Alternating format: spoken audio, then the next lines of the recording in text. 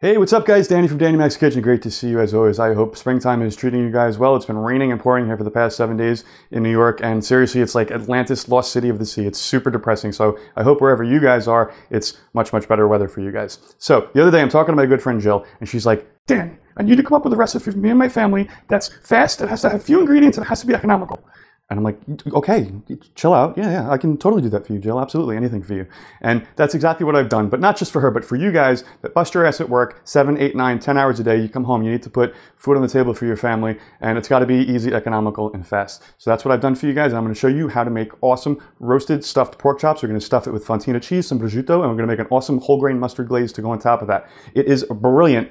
I'm going to show you how to do it right now.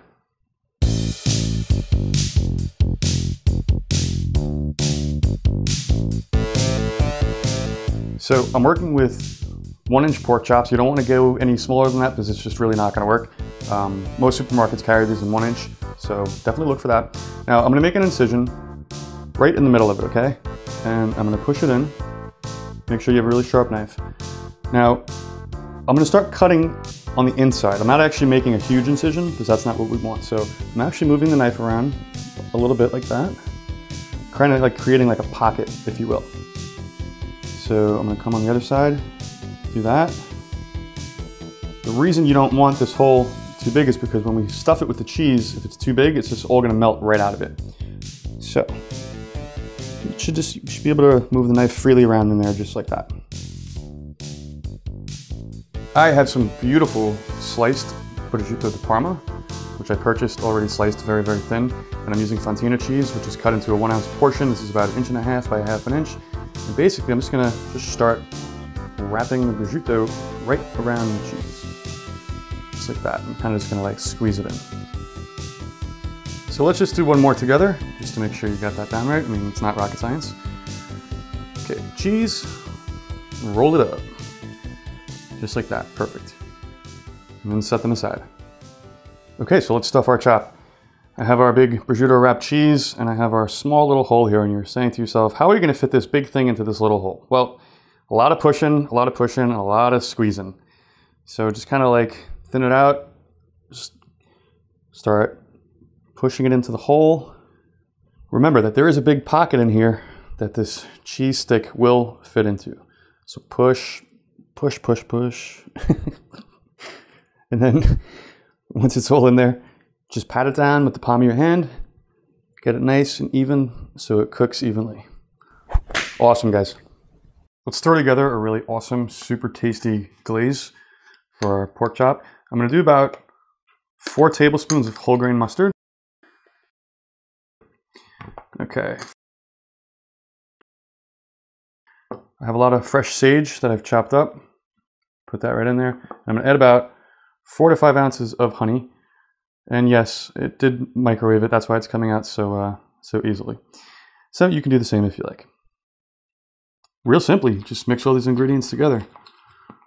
The sage and the mustard go really awesome with pork chops, if you didn't know that. So guys, I'm using my cast iron grill pan, which I absolutely love. If you don't have one, use a regular saute pan or absolutely go out back and fire up that grill. Over really high heat, just a tiny bit of oil. I'm going to place the chops in at an angle, as so. I'm gonna let it cook for about a minute, then I'm gonna turn them because I like to get those really awesome like crisscross X grill marks, which I'll show you in a minute. So what am I gonna do now? I'm gonna turn these 90 degrees because I really want to get that X mark on there.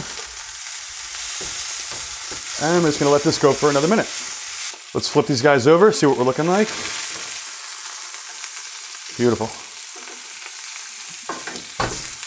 Yeah, look at that nice, beautiful X mark. That's exactly what I'm looking for. We're going to cook this on this side for another 2 minutes. We're going to put it on a lined sheet pan, put a little glaze on top, and right in the oven. Kill the flame, guys, and transfer the pork chops to a foil-lined baking sheet. All right, the last step is to spoon this amazing mixture right on top. Get it nice and even. Be liberal with it, though, because it's going to kind of like melt off of it with the heat.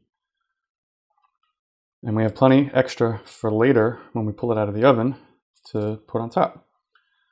Wonderful. We're going to bake this at 400 degrees for about 5 minutes and we should be good to go. Since we have a couple minutes to kill, guys, I love serving this with some sauteed spinach, really simple and easy. In a medium saucepan, olive oil, about 2 ounces. About 2 ounces of chopped garlic. Real simple. Cook that for about 30 seconds. And we're just gonna add some spinach. Some nice organic spinach that I love using. We're gonna season it with some salt and pepper. Toss that around. Spinach cooks super quick and it really cooks down. So if you think you have a lot of spinach, you don't. So that whole big box that I had really yielded this amount. But this is basically what you're looking for. Nice and wilted, but not too wilted. All right, guys, let's plate her up. Beautiful. I'm gonna put it right on top of the spinach, just like that. I'm gonna put a little additional glaze on top, a little bit on the plate as well, just to make it look really nice. Total awesomeness.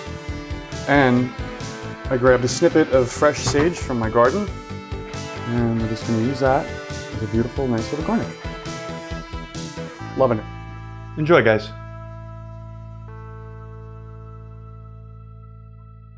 So guys, I definitely think that I delivered with this recipe as far as it being easy to make, quick, only using a handful of ingredients, and it being economical. This recipe serves 6 people. The whole thing cost me about $25, $26, so we're only looking about $4 and change per person. For an adult, I'll take that. Jill, I know you said your kids are finicky eaters.